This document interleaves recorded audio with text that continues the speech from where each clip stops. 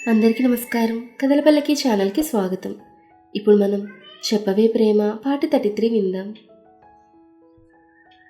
అనూకి ఏమైనా అయిందేమన్న కంగారు మనసులో మొదలవగా ఉన్నపళంగా ఇంటికి కాల్ చేశాడు కృష్ణ. నీరసంగా ఫోన్ ఎత్తిన రమణమ్మ గారిని గమనించక ఆతృతగా అను కోసం అడిగాడు. అప్పటికే అను తిరిగొస్తుందనే ఆశ సన్నగిల్లడంతో ఆపుకున్న దుఃఖమంతా కృష్ణ అడిగిన వెంటనే బద్దలైపోయి బయటకొచ్చేసింది. అమ్మమ్మ, ఏమైంది? అనూకి ఏమైంది అంటూ అడిగాడు కృష్ణ కీడు ఆలోచనలు అదుపు చేసుకుంటూ. కానీ ఆవిడ సమాధానం ఏమి ఇవ్వకపోవడంతో రెట్టించి మళ్ళీ అడిగాడు. రమణమ్మ గారి జవాబు క్షణమైన ఆలస్యం చేస్తుంటే అనూకి ఏం జరిగిందోనని గుండె ద్రవించడానికి సిద్ధమవుతోంది. ఇంతలో శ్రీధర్ గారు ఫోన్ అందుకుని, అను ఇల్లు వదిలి వెళ్ళిపోయిందిరా అంటూ ఆయన కంటతడి పెట్టుకుంటున్నారు శ్రీధర్ గారు. ఆ మాట వినగానే స్తంభించిపోయాడు కృష్ణ. అటు నుంచి శ్రీధర్ గారు ఏం చెప్పినా వినపడక అలాగే ఉండిపోయాడు. చాలా వెతికాం కృష్ణ, తన ఆఫీస్ కానీ తన డీటెయిల్స్ కానీ మనకేమీ తెలియవురా అంటూ మరింత బాధపడ్డారు ఆయన.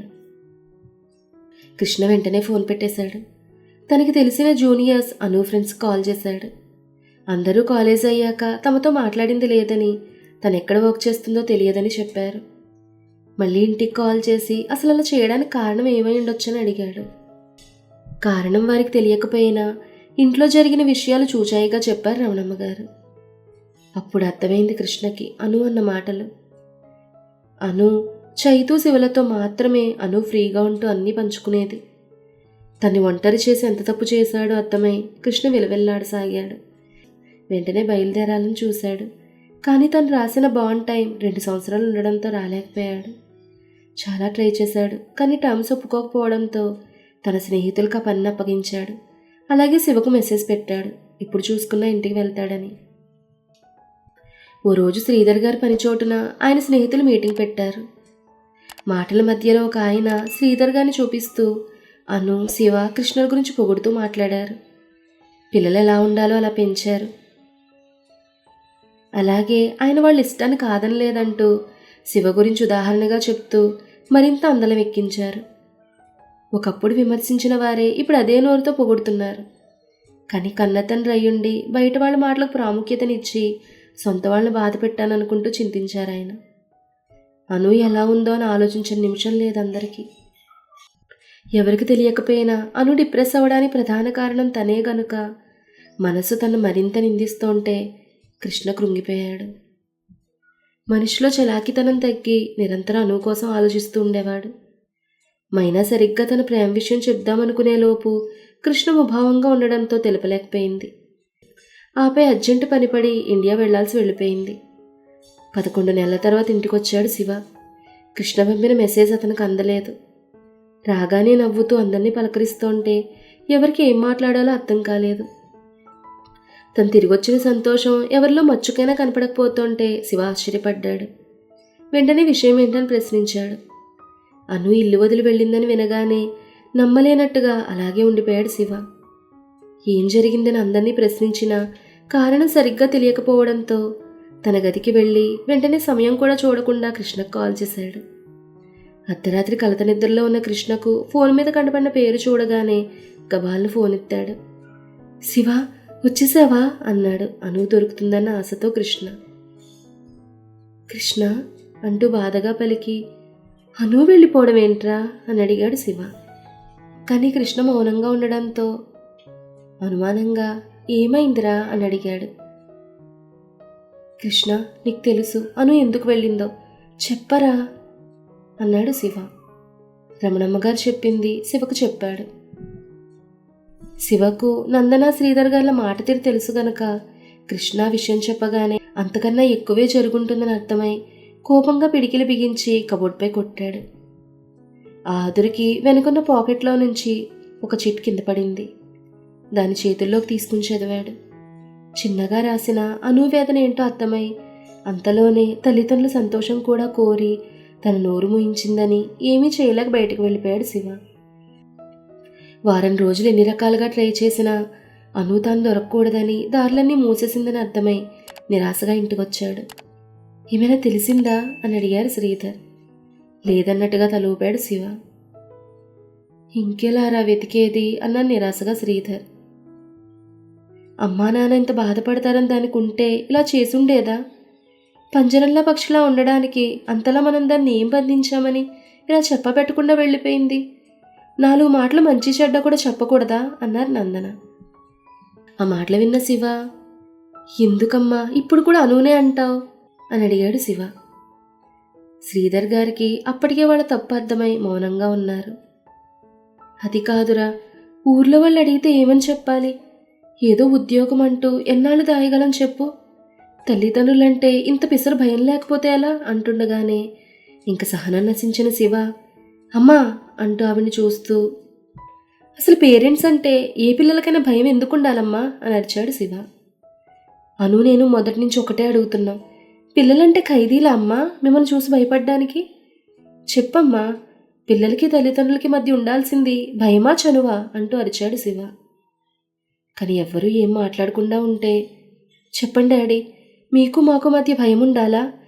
ఏదైనా పంచుకునే చనువు ఉండాలా అన్నాడు శ్రీధర్ గారి వైపు చూసి. ఆయన ఏమీ మాట్లాడక అలానే సోఫాలో వెనక్కి వాళ్ళు కళ్ళు మూసుకున్నారు. ఇంతలో రమణమ్మ గారు మాట్లాడుతూ, నిజమేరా శ్రీధర్, పెద్దల నుంచి వచ్చిన మన పెంపకమే దీనికి కారణం. ఇలా భయపెట్టే పిల్లల్ని పెంచాలంటూ నేర్పారు మనకి. లేకపోతే క్రమశిక్షణ తప్పి ఇంటికే చెడ్డ పేరు వస్తుందని మొదట వారి భయం. కానీ అప్పట్లానే ఇప్పుడు కూడా ప్రతిదానికి కోపగించుకుంటే వారు మనకి చాలా దూరం అవుతున్నారంటూ కన్నీరు పెట్టుకున్నారు రమణమ్మ గారు. అంటే ఏంటత్తయ్య, మన ఇంట్లో ఇప్పుడు కోపాలే ఉంటాయా? నవ్వుతున్న రోజులే దానికి గుర్తులేవా? ఇలా అందరి ముందు మనల్ని దోషుల్ని చేసి వెళ్ళిపోయింది అన్నారు బాధగా నందన. ఆవిడ బాధతో అను మాట గుర్తొచ్చి ఆమెను కూర్చోబెట్టాడు శివ. శివ తన అమ్మ ముందు మోకరిల్లి, అమ్మా, మీరు మమ్మల్ని ప్రేమగా చూసుకోలేదని అనడం లేదు. ఏదైనా ఒక తప్పు జరిగినప్పుడు ఎందుకలా జరిగిందో తెలుసుకోవడంలో తప్పు లేదుగా. అలా కాకుండా అక్కడే దులిపేస్తే మరి ఏ విషయమైనా మేము మీతో ఎలా చెప్తాం చెప్పు అన్నాడు చిన్నగా కళ్ళనీళ్లతో. మళ్ళీ శివనే మాట్లాడుతూ, అసలు మన ఇంట్లో గొడవ జరిగిన రోజు అను కళ్ళు తిరిగి పడిపోయింది, దెబ్బ కూడా తగిలింది. కానీ అవన్నీ మొదట మీకు చెప్పకపోవడానికి కారణం మీరేమంటారో అని భయం. అసలు విషయం తెలిస్తే మాకన్నా మీరే ఎక్కువ బాధపడతారు. కానీ ఒంట్లో బాలేదంటే అడిగే ఆలోచనే లేదు మీకు. ఇదే అమ్మా చనువు లేకపోవడం అంటే అంటూ ఆమె కళ్ళలోకి చూస్తుంటే ఒక్కోటి అర్థమవుతుంటే అలానే ఉండిపోయారు. ఇంతలో శివ శ్రీధర్ గారి వైపు తిరిగి, ఏం డాడీ, చిన్నప్పటి నుండి అను అంటే మా ఇద్దరికన్నా ఎక్కువ మీకే ఇష్టం కదా. అలాంటిది మీకు ఎదురు చెప్పినందుకు దూరం పెట్టేస్తారా? దాని విషయంలో అన్నీ దగ్గరుండి చూసుకునే మీరు కనీసం తన ఆఫీస్ పేరు కూడా అడగలేదంటే నిజంగా మీ తప్పు లేదంటారా అన్నాడు ఆవేదనగా శివ. ఆయన చేసిన తప్పును శివ గుచ్చుగుచ్చి చెప్తుంటే ఓచుకోలేకపోతున్నారు. మళ్ళీ నందన గారిని చూస్తూ, లేటుగా వస్తే ఎంత కోపంగా ఉన్నా ఎక్కడ తిరుగుతున్నావని తల్లి అడిగితే ఎవరు తట్టుకోగలరమ్మా? నువ్వు నీ మనసులోంచి కావాలని అన్న మాటలు కావని తెలుసు, కానీ మనసు విరిచేసే మాటలమ్మా అవి. తన పెళ్ళికి కనీసం తన అంగీకారం కూడా అడగకుండా నిశ్చయించారు మీరు. అసలు అనుకి ఇష్టముందో లేదో కూడా అడగలేదు. ఇంత దూరం మన మధ్య ఎందుకుందమ్మా? శివ మాటలు ఆమె ఆలోచనలు ప్రశ్నిస్తూ ఉంటే తను ఎంత తప్పు చేసిందో అర్థమై అతన్ని గట్టిగా పట్టుకుని ఏడవడం మొదలుపెట్టారు నందన. శ్రీధర్ గారికి కూడా పొరపాటు తమ వైపు చాలా శాతం ఉందని ఇప్పుడు అర్థమైంది. కానీ ఆ మాట భార్యతో అంటే ఆమె తట్టుకోలేదు. కూతురు తన వల్లే గడప దాటిందంటే ఆ బాధ తను భరించలేదని మౌనంగా ఉన్నారు ఆయన. ఇప్పుడు శివ చెప్పేశాక నందనగాన్ని ఆపడం ఎవరి వల్ల కాలేదు. శివ, నిజంగా మా వల్ల తప్పు జరిగిందిరా, కానీ మళ్ళీ అను ఎప్పుడొస్తుందో అంటూ కన్నీరు పెట్టుకున్నారు నందన. దాని మనసును ఏ మాటలు తాకాయో వెళ్ళిపోయింది. ఎక్కడున్నా మీ సంతోషమే కోరుకుంటుంది. ఒక అన్నగా అది వచ్చే వరకు దాని కోరిక తీర్చాలి నేను. ఎప్పటికైనా తీసుకొచ్చే బాధ్యతతో పాటు దాని కోరిక ఏంటో తెలుసమ్మా, మిమ్మల్ని ఆనందంగా చూసుకోవడం. అదే దాని కోరిక. ఇక నుంచి నా కోరిక కూడా అదే. ఇక నుంచి మన ఇంట్లో బాధలొద్దు, మన నవ్వులే దానికి శ్రీరామ రక్ష అని చెప్పి దాని గదికి వెళ్ళిపోయాడు శివ. అను గురించి వెతుకుతూనే అలా చాలా రోజులు గడిచాయి.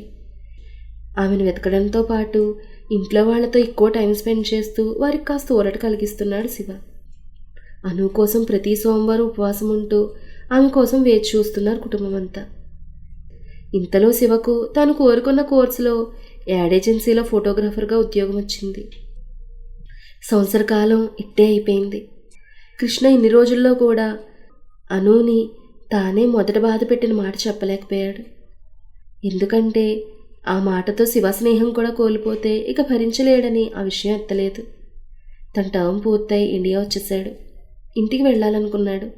కానీ బెంగళూరులో వెంటనే రిపోర్ట్ చేయమనేసరికి ఇంక ఇటే వచ్చేసాడు. తన కెనడా ఆఫీస్ డీటెయిల్స్ ఎంటర్ చేస్తూ కంపెనీ వెబ్సైట్లోకి వెళ్ళాడు. సరిగ్గా అప్పుడే కంపెనీ వెబ్సైట్లో బెంగళూరులో ఆర్గనైజ్ చేసిన పార్టీ వీడియో క్లిప్పింగ్ అనుకోకుండా ప్రెస్ అవ్వడంతో ఆఫ్ చేయబోతూ అందులో కనిపించకుండా అను రూపం చూశాడు. మళ్ళీ చూశాడు. అది అనూనే అని రుజువయ్యాక తన కళ్ళని తానే నమ్మలేక ప్రపంచంలోని సంతోషం మొత్తం తన ముందే ఉన్నట్టు ఉబ్బితబ్బిబ్బైపోయాడు కృష్ణ.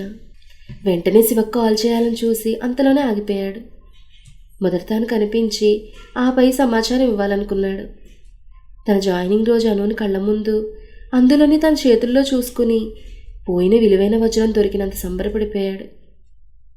కానీ అంతలోనే అను ఇచ్చిన వార్నింగ్కి అలాగే తన ప్రేమను ఒప్పుకోకపోవడంతో కష్టమైన ఇంట్లో చెప్పడానికి కొన్ని రోజులు ఆగాలనుకున్నాడు. తన తల్లిదండ్రుల బాధ దగ్గర మొదలైన అను కన్నీళ్లు కృష్ణ చెప్పడం పూర్తయ్యేసరికి ఆ బాధ మరింత ఎక్కువై అతను అలానే హత్తుకునుండిపోయింది. అనుని గట్టిగా పొదుగు పట్టుకుని కంట్రోల్ చేస్తున్నాడు కృష్ణ. కానీ ఎంతసేపైనా ఆపకపోవడంతో బలవంతంగా లేపి నీళ్లు తాగించాడు. కాస్త స్థిమితపడిన మౌనంగా ఉన్న అనుని చూస్తుంటే ఆమె ఆలోచన అర్థం కాక తికమకపడ్డాడు. అను అంటూ కళ్ళు మూసుకున్న తను గదిపాడు కృష్ణ. ఈ విషయాలన్నీ నాకు ముందే ఎందుకు చెప్పలేదు కృష్ణ? డాడీ వాళ్ళు ఇంత బాధపడుతుంటే నాకు ఎందుకు తెలియనివ్వలేదు? కలిసిన రోజు ఇవన్నీ చెప్పుండాల్సింది కదా అని అడిగిందాను. చెప్పుంటే ఏం చేసేదానివి అన్నాడు సూటిగా. తన వైపే ప్రశ్నార్థకంగా చూస్తున్న అనుని చూస్తూ, వచ్చే ముందు నీకు తెలియదాను వాళ్ళు బాధపడతారని? అత్త గురించి తెలియదా? ఒక్కరోజు కూడా మనల్ని చూడకుండా మాట్లాడకుండా ఉండగలదా? ఇంక అంకుల్కి నువ్వంటే ప్రాణమని మర్చిపోయావా అంటూ కృష్ణ ప్రశ్నిస్తుంటే, కానీ కృష్ణ నేను కావాలని అని అను అంటుండగా, కావాలని వచ్చేయలేదంట. నిజమే, నీ పరిస్థితి అప్పుడు కష్టంగానే ఉంది, అర్థం చేసుకోగలను. కానీ పారిపోవడమేనా దానికి సొల్యూషన్? నాకు అంతకన్నా ఏం తోచలేదు కృష్ణ. డాడీ నా మాట వింటారని నమ్మకం లేదు. అలాంటప్పుడు తలంచుకుని వేరే వారితో తాళి కట్టించుకోమంటావా అంది ఉక్రోషంగా. అను ఆ క్షణం కాంప్రమైజ్ అయ్యుంటే తన పరిస్థితి అత్యంత ఘోరంగా ఉండేదేమని ఆలోచించుకుంటూ, అంతలోనే ఆమె కనపడక అతను పడ్డ వ్యధ జ్ఞాపకం వచ్చి, కనీసం నాకైనా చెప్పుండాల్సింది కదా అను, ఇంతకంటే ఏదో ఒకటి చేసేవాళ్ళం అన్నాడు కృష్ణ. ఆ మాటకి అను ఒక నవ్వు విసిరి, నీకెలా చెప్పని కృష్ణ, ఒక్కసారి కూడా నాతో మాట్లాడిన వాడికి ఫోన్లో నా బాధ వివరిస్తే దాన్ని కూడా నేను అవకాశంగా తీసుకుని కాల్ చేశానని నువ్వు ఒక్క మాట అన్నా కూడా నేను తట్టుకోలేను కృష్ణ అన్నాను. ఆ మాట కృష్ణ చెప్పాగా అప్పటికే నేను ప్రేమిస్తున్నానని అంటూ గబగబా అన్నాడు. కానీ నాకు తెలియదుగా చాలా తాపీగా చెప్పిందాను. అవన్నీ వదిలే, ఇప్పుడైనా తెలుస్తుందా నా ప్రేమ అంటూ ఆతరంగా ప్రశ్నించాడు కృష్ణ. కానీ అను ఏం మాట్లాడకుండా మౌనంగా ఉండేసరికి, చెప్పను, ఇప్పుడైనా నా ప్రేమ నీకు అర్థమైందా అంటూ తన ఆలస్యం కోపాన్ని కలిగిస్తుంటే అసహనంగా అడిగాడు. అను ఒక్కసారిగా కృష్ణను పిచ్చికొట్టుడు కొడుతూ, ఇదంతా నీ వల్లే, ఇన్ని జరగడానికి కారణం నువ్వే అంటూ అతను తేరుకునే గ్యాప్ ఇవ్వక కొడుతూనే ఉంది.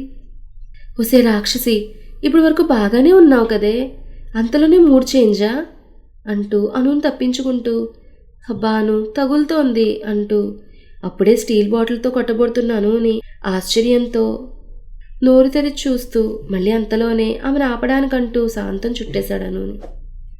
వదులు కృష్ణ, నాకు నీ మీద చాలా కోపంగా ఉంది అంటూ గింజుకుంటోందను. దెయ్యం పిల్ల, ఇప్పటి వరకు అంజలీదేవిలో కన్నీరు పెట్టి అంతలోనే అనసూయ క్లైమాక్స్లో భూమికలో ఎందుకు మారావు అంటూ ఆమెను కౌగిల్లో ఇష్టంగా బంధిస్తున్నాడు కృష్ణ. లేకపోతే నీ వల్లే నా మూడు పోగాక గొడవ పెద్దదైపోయింది. నువ్వు అన్నయ్య లేకే నేను ఒంటరిగా అయిపోయాను, నీ వల్లే పెళ్ళి కూడా అంటూ ఆపేసిందాను. సైలెన్స్ రావడంతో కొంచెం దూరం చేసి అను కళ్ళల్లోకి చూస్తూ, నా వల్లే, తర్వాత చెప్పు అన్నాడు కృష్ణ. హే పోరా అంటూ కృష్ణ వదిలించుకుని దూరంగా జరిగి అటు తిరిగి పడుకుంది అను. సమాధానం పూర్తి చేయకుండా వదిలేయడంతో, చెప్పను, నా వల్లే పెళ్లి ఒప్పుకోలేదా, ఎందుకు అంటూ సమాధానం తనకు తెలిసినా కూడా తెలియని వాళ్ళ ఎందుకని అడిగాడు. తన్నిటి తిప్పాలని ప్రయత్నిస్తూ కృష్ణ. నాకేం చెప్పాలని లేదు అందాను. అయినా కూడా ఆపకుండా కృష్ణ అనుభుజం పట్టి తన వైపు తిప్పాలని చూస్తుండడంతో తిరగకుండానే అతని పొట్ల మోచేత్తో గుద్దేసరికి తన మీద చేయి తీసేశాడు కృష్ణ. అబ్బా అని కొట్టించోట పట్టుకుని, ఎంత పగుందే నా మీద నీకు, పో నిద్రపో, రేపుంటుంది నీకు అనుకుంటూ అలాగే పడుకున్నాడు కృష్ణ. తెల్లారి ఆగకుండా వినిపిస్తున్న కాలింగ్ బెల్ సౌండ్తో మెలకు వచ్చి కళ్ళు తెరవగానే కృష్ణ ముఖం అతి సమీపంలో ఉండడం చూసి ఉలిక్కిపడింది. తనెంతో జాగ్రత్తగా తన తండ్రిలా పట్టుకుని నిద్రపోతున్న కృష్ణను చూసి చిన్నగా నవ్వుకుంది. అంతలోనే ఇంకా ఆగకుండా బెల్ సౌండ్ వస్తుంటే కృష్ణను లేపుదామని చిన్నగా కదిపింది. పడుకో అను అంటూ మరింత చుట్టేశాడు కృష్ణ. దాంతో అను కృష్ణ గుండెలు హత్తుకోవడంతో తెలియని మైకం తన కమ్మేస్తుంటే అలా మైమరుస్తూనే డోర్ ఇంకా చప్పుడు కావడంతో వదులు కృష్ణ అంటూ ఇబ్బందిగా కదిలిందాను. బెల్ మొదటిసారి మోగినప్పుడే మేలుకున్న కృష్ణ అను స్పందన చూడాలని నిద్రపోయినట్టుగా నటించాడు. అను మరీ ఇబ్బంది పడుతుంటే అప్పుడు లేచినట్టుగా ఏంటను అంటూ కళ్ళు తెరిచి అను కళ్ళు చిన్నవి చేసి చూస్తుండడంతో తను దూరం చేసి, సారీ అను, మెత్తగా ఉండేసరికి పిల్లో అనుకున్నాను అన్నాడు చిన్నపిల్లాళ్ళ. అతడు చెప్పిన దానికి కోపంగా చూసి మాట్లాడబోయేంతలో బెల్ పదే పదే మోగేసరికి, అబ్బా ముందా తలుపుతి, ఆ గోల భరించలేకపోతున్నాను అని చెవులు మూసుకుంటూ అను. దీనికి అరవడం దేనికి, నువ్వే తెయచ్చుగా అంటూ వెలకిలా పడుకున్నాడు కృష్ణ లోపల నవ్వుకుంటూ. నువ్వు చెప్పలేదని వెయిటింగ్ మరి అంటూ నోట్లోనే తిట్టుకుని, నీ ఇంట్లో నేనెలా తలుపు తీస్తాను కృష్ణ, చూసేవాళ్ళు తప్పుగా అనుకుంటారు అంది పళ్ళు నూరుతూ. నాకేం నష్టం లేదు అన్నాడు లేచి కూర్చుని భుజాలు ఎగరేస్తూ కృష్ణ. నిమిషానికి 30 సార్లైనా వస్తున్న బెల్ సౌండ్కి ఎవరో ఆత్రపక్షి అనుకుంటా, వెళ్ళి చూడు అంటూ మళ్ళీ పడుకుంటే ఇక అను తనకి తప్పదని వెళ్ళింది. అను వెళ్ళగానే కృష్ణ తనలో తానే సంతృప్తిగా నవ్వుకుంటూ రాత్రి చేయి కూడా వేయొద్దంది. మళ్ళీ అదే చిన్నపిల్లలా పట్టుకుంది. ఇప్పుడెలా ఉంటుందో దానికే తెలియదని నవ్వుకుంటూ లేచిన వెంటనే ఓరగా చూసిన అనుభవాలు గుర్తు తెచ్చుకుంటూ ఉన్నాడు కృష్ణ. అంతలోనే అనుకేక వినిపించడంతో ఊహించిందే కాబట్టి మెల్లగా మంచం దిగి హాల్ వైపు నడిచాడు కృష్ణ. మరి ఆ తర్వాత ఏం జరిగిందనేది నెక్స్ట్ ఎపిసోడ్లో తెలుసుకుందాం. ఈ కథ మీకు నచ్చితే లైక్ చేయండి, షేర్ చేయండి, కామెంట్ చేయండి. అలాగే మన కథల పల్లకి ఛానల్ని సబ్స్క్రైబ్ చేసుకుని పక్కనే ఉన్న బెల్ ఐకాన్ని క్లిక్ చేయడం మాత్రం మర్చిపోకండి. ధన్యవాదాలు.